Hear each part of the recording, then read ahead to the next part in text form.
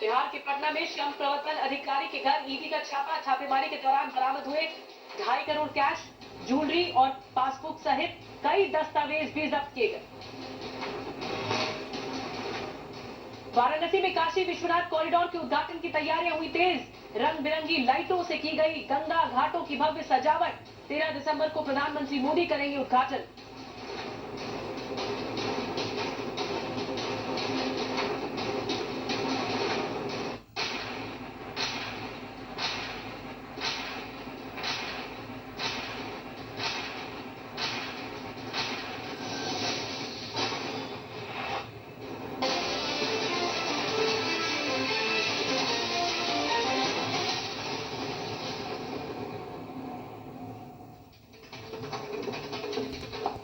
नमस्कार, 10 में है दम में आपका बहुत बहुत स्वागत है। मैं हूं आपके साथ निधि वासंदानी। बताएंगे आपको तमाम बड़ी खबरों का विश्लेषण।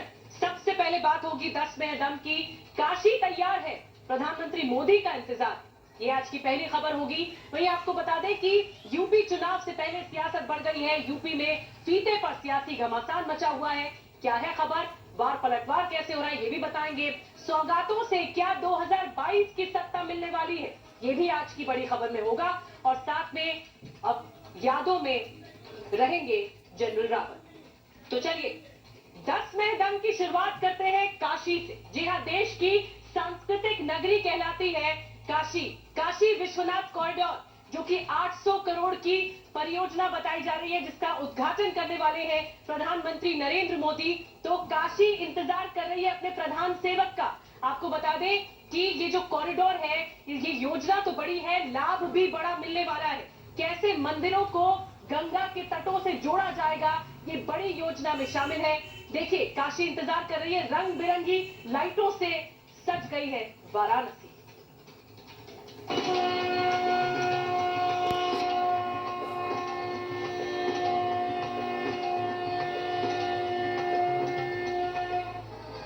न मुझे किसी ने भेजा है, न मैं यहाँ आया हूँ, मुझे तो माँ गंगा ने आया है।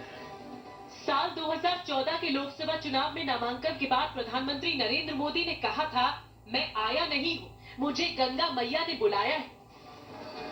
न मुझे किसी ने भेजा है, न मैं यहाँ आया हूँ, मुझे तो माँ गंगा ने बुलाया है। 7 साल में वाकई काशी की तस्वीर बदल गई। जिस काशी में कदम कदम पर गंदगी दिखती थी, वहाँ के घाट आज जगमगा रहे हैं। गंगा का पानी शुद्ध और निर्मल हो गया है। ये देखकर ये सही लगता है कि आखिर माँ गंगा ने प्रधानमंत्री मोदी को क्यों बुलाया था। प्रधानमंत्री मोदी यहाँ पर आए थे चुनकर। उन्होंने सबसे पहले वाराणसी को अपना संसदीय क्षेत्र चुना और जब जीते तो उन्होंने कहा कि मैं आया नहीं हूँ, माँ गंगा ने मुझे बुलाया है। और आज ये लगता है कि प्रधानमंत्री का वो शब्द क्यों था, प्रधानमंत्री ने ऐसा क्यों कहा था, आज पता चलता है कि माँ गंगा ने आखिर अपने पुत्र को, काशी पुत्र को यहाँ क्यों बुलाया था। आज ये तस्वीरें बताती हैं कि काशी कितनी बदल चुकी है, काशी में क्या परिवर्तन हुआ है। भव्यतम काशी, दिव्यतम काशी विश्वनाथ कॉरिडोर का उद्घाटन प्रधानमंत्री मोदी 13 दिसंबर को करेंगे। काशी के वासी भी मान रहे हैं कि गंगा पुत्र ने शिवनगरी की तस्वीर बदल दी है।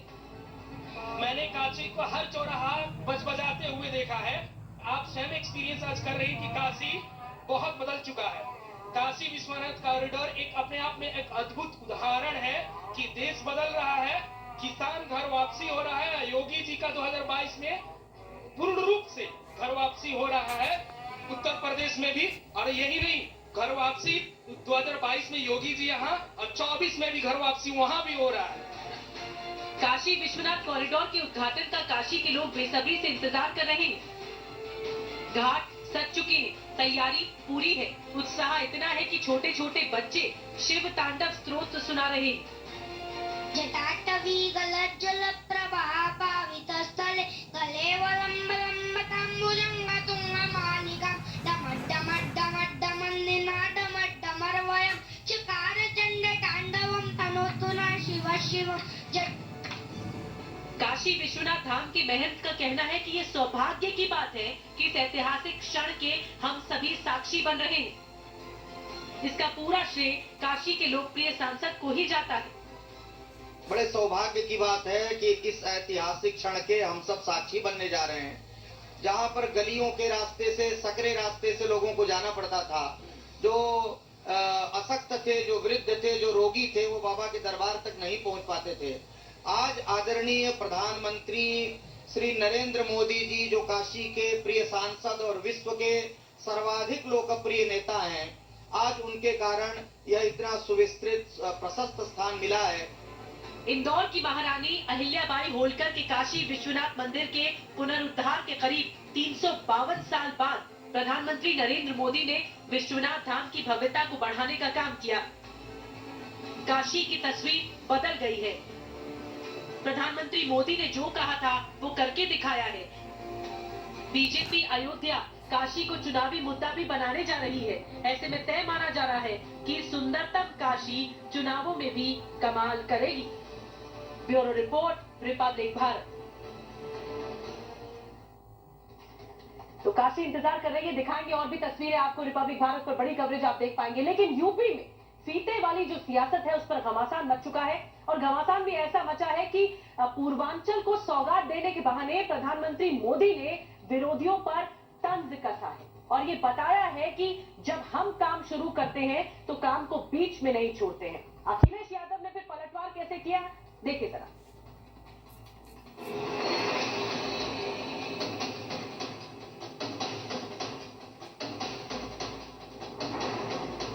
कब कोई आएगा कहेगा कि मोदी जी इस योजना का पिता तो हमने काटा था, ये योजना तो हमने शुरू की थी। 1972 में इस योजना को सहमति मिली थी, लेकिन सरयू नहर परियोजना कभी पूरी नहीं हो पाई।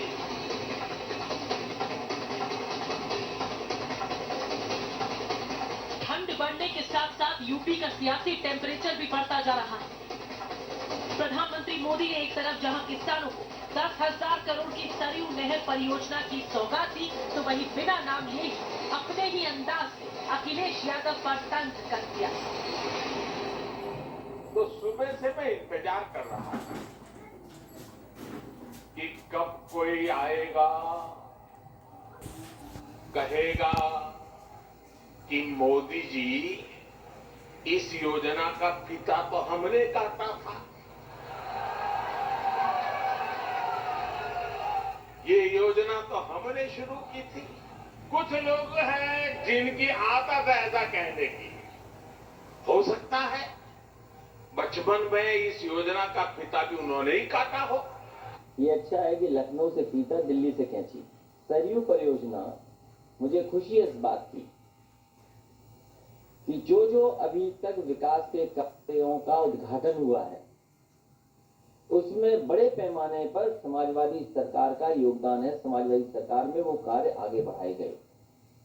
कम से कम सरकार ये डिनाई नहीं कर पाई कि हाँ 2012 से लेकर के 2017 तक सरयू परियोजना पे काम नहीं हुआ।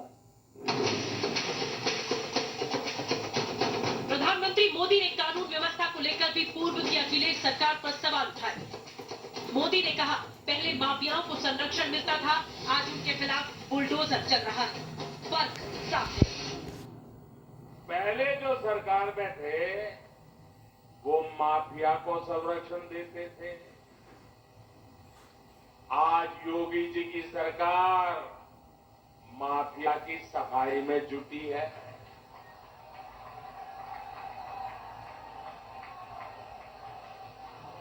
तभी तो यूपी के लोग कहते हैं फर्क साफ है। समाजवादी लोगों ने मुफ्त सिंचाई दी थी, मुफ्त लोहिया आवाज दिए थे, और इन्होंने हर किसान पर गाड़ी चढ़ा दी थी। ये फर्क था। समाजवादी सरकार ने बेटियों को रानी लक्ष्मीबाई सम्मान दिया, इन्होंने पंचायत चुनाव में बेटियों की साड़ी खिंचवाई। फर्क था। और कितना फर्क साफ दिखता है। प्रधानमंत्री मोदी ने कहा कि कोरोना काल के बाद लोग सोच रहे थे कि कैसे होगा, गरीबों को भोजन कैसे मिलेगा। हमारी सरकार फैसला लिया कि किसी भी गरीब को भूखा नहीं सोने दिया जाएगा। इसीलिए प्रधानमंत्री मुफ्त राशन योजना को मार्च तक बढ़ा दिया गया है। प्रधानमंत्री के ऐलान पर अखिलेश ने तंज कसा, कहा सरकार का ये फैसला चुनावी है।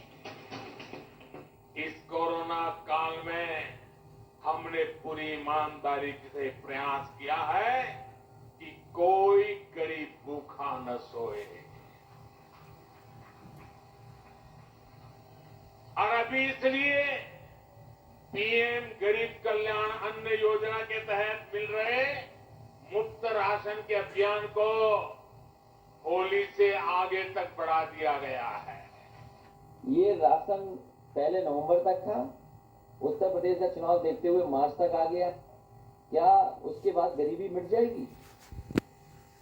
इसीलिए मैंने पिछली बार कहा क्या ये मार्च तक चुनाव को देख करके दे रहे हैं गरीबों को खाना। समाजवादी सरकार आएगी तो मार्च से आगे तक लगातार गरीबों को कैसे खाना मिले, अच्छा भोजन मिले, चाहे समाजवादी पैकेट जैसा खाना देना पड़े, देंगे। इस मौके पर सीएम योगी ने भी पहले की सरकारों पर जमकर निशाना साधा। सीएम योगी ने कहा कि योजना को मंजूरी 1972 में ही मिल गई थी, लेकिन सरकारों की लापरवाही के चलते योजना पूरी नहीं हो सकी। प्रधानमंत्री मोदी के सत्ता में आने के बाद तेजी से काम हुआ और उसका नतीजा सबके सामने है। 1972 में इस योजना को सहमति मिली थी, लेकिन सरयू नहर परियोजना कभी पूरी नहीं हो पाई। लेकिन इन सपनों को भी पंख लगाया तब जब 2015 में प्रधानमंत्री कृषि सिंचाई की योजना बनी। लेकिन भाइयों बहनों, पहले 2 वर्षों में तत्कालीन प्रदेश सरकार ने रुचि नहीं ली। 2022 के सत्ता संग्राम को जीतने के लिए बार पलटवार का सिलसिला जारी है। प्रधानमंत्री मोदी ने फीता काटने को लेकर अखिलेश पर तंज कसा तो 2 घंटे के अंदर ही अखिलेश का भी पलटवार आ गया। इससे पता चलता है कि यूपी के सियासी घमासान के लिए राजनीतिक दल कितने तैयार हैं। Bureau report, Republic Bharat. तो ये तो बात हुई राजनीति की, लेकिन दरअसल पूर्वांचल को सौगात क्या मिली है, आइए ये भी आपको बता देते हैं। प्रधानमंत्री मोदी ने सरयू नहर परियोजना का लोकार्पण किया। दरअसल मकसद यूपी सरकार का ये है कि जो किसान हैं उन्हें मजबूत किया जाए। कितने लाख किसान मजबूत होंगे इस योजना के तहत और कहां-कहां तक ये लाभ पहुंचेगा, इस रिपोर्ट के जरिए देखिए।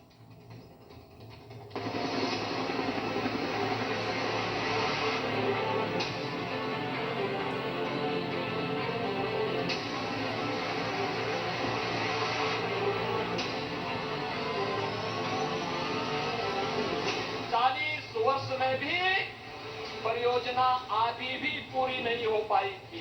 किसानों के खेत तक पर्याप्त पानी पहुंचे, ये सरकार की सर्वोच्च प्राथमिकताओं में से एक है। 15 लाख हेक्टेयर भूमि को सिंचाई की बेहतर सुविधा उपलब्ध कराने का एक बेहतरीन माध्यम मिल गया है। ये तो सरकारी है, ये सोच सबसे बड़ी रुकावट बन गई है। 4 दशकों का इंतजार हुआ खत्म। मोदी ने दी पूर्वांचल को एक और सौगात।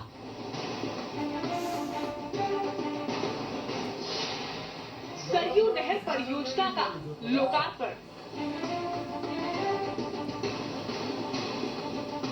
2015 में देश के किसानों के लिए जो सपना देखा था, उसका एक जीवंत उदाहरण सरयू नहर परियोजना बन रही है। और यह सरदेव अटल जी के उस सपने को नदी जोड़ो अभियान का भी सपना साकार करती है। पिछले 4 दशकों से लंबित पड़ी सरयू नहर राष्ट्रीय परियोजना को पीएम मोदी ने पूर्वांचल के लोगों को सुपुर्द किया। दशकों से आप इसके पूरे होने का इंतजार कर रहे थे। घाघरा, सरयू, राप्ती, बाणगंगा और रोहिणी की जल शक्ति अब इस क्षेत्र में समृद्धि का नया दौर लेकर आने वाली है। सरयू नहर राष्ट्रीय परियोजना के तहत 5 नदियों को आपस में जोड़ा गया है। जिन 5 नदियों को आपस में जोड़कर इस परियोजना को तैयार किया गया है, उसमें घाघरा, सरयू, राप्ती, बाणगंगा और रोहिणी नदी शामिल है, जिनसे 6600 किलोमीटर तक 900 नहरों का निर्माण किया गया है। अब तक 9800 करोड़ रुपया खर्च हो चुका है। प्रदेश के 9 जनपदों की लगभग 15 लाख हेक्टेयर भूमि को सिंचाई की बेहतर सुविधा उपलब्ध कराने का एक बेहतरीन माध्यम मिल गया है। आदरणीय प्रधानमंत्री जी, मैं इसके लिए उत्तर प्रदेश की जनता की ओर से आपका आभार व्यक्त करता हूं, स्वागत करता हूं, अभिनंदन करता हूं। 1978 में परियोजनाओं की नींव पड़ी थी, तब इसे लेफ्ट बैंक घाघरा कैनाल नाम दिया गया। गोंडा और बहराइच जिलों के लिए इसे तैयार किया जाना था, लेकिन 1982 में इसमें 7 और जिले जोड़े गए। तब से लेकर 2017 तक इसके काम में सुस्ती हो रही थी, जिसको लेकर पीएम मोदी ने जमकर निशाना साधा है। जिससे मुझे सबसे ज्यादा पीड़ा हुई है वो है देश के धन, देश के समय और देश के संसाधनों का दुरुपयोग, उसका अपमान। सरकारी पैसे हैं तो मुझे क्या, मेरा क्या, ये तो सरकारी है। ये सोच देश के संतुलित और संपूर्ण विकास में सबसे बड़ी रुकावट बन गई है। इसी सोच ने सरयू नहर परियोजना को लटकाया भी भटकाया भी। परियोजना के लोकार्पण के बाद सिंचाई के लिए पानी छोड़ा गया, जो अगले 24 घंटे के भीतर पानी ढेर तक पहुंच जाएगा। यूपी सरकार ने सन 1978 में छोटे स्तर पर 2 जिलों को सिंचाई की सुविधा के लिए 78 करोड़ के बजट के साथ इस प्रोजेक्ट की शुरुआत की थी। 1982 में इस प्रोजेक्ट का विस्तार हुआ और इसमें 9 जिलों को शामिल किया गया। इस परियोजना के लोकार्पण के बाद गोंडा, बहराइच, बलरामपुर, श्रावस्ती, बस्ती, सिद्धार्थनगर, महाराजगंज, संत कबीर नगर और गोरखपुर के किसानों को सीधा लाभ होगा। आज से करीब 50 साल पहले इस पर काम शुरू हुआ था। आप सोचिए 50 साल के बाद आज इसका काम पूरा हो रहा है। ये सिर्फ यहाँ के नागरिक नहीं, देश के नागरिक भी इस बात को समझे। साथियों, जब इस परियोजना पर काम शुरू हुआ था तो इसकी लागत 100 करोड़ रुपए से भी कम थी। आज ये लगभग 10,000 करोड़ रुपए खर्च करने के बाद पूरी हुई है। 10,000 करोड़ कितना कितना पहले होना था 100 करोड़ में, आज हुआ 10,000 करोड़ में। जिन्होंने नहीं किया वे आपके गुनहगार है कि नहीं है? आपके गुनहगार है कि नहीं है? माना जा रहा है कि इस परियोजना के लोकार्पण के बाद सिर्फ खरीफ नहीं बल्कि रबी की फसल को भी समय से पानी मिल जाएगा। जिस नदी में पानी कम होगा उसमें बड़ी नदी से पानी बैराज के जरिए पहुंचाया जाएगा, फिर नहरों के जरिए पानी खेत तक पहुंच सकेगा। बता दें कि मानसून के फेल रहने या कमजोर रहने के बावजूद बड़ी नदियों में भरपूर पानी रहता है, जबकि छोटी नदियों में पानी की कमी हो जाया करती है।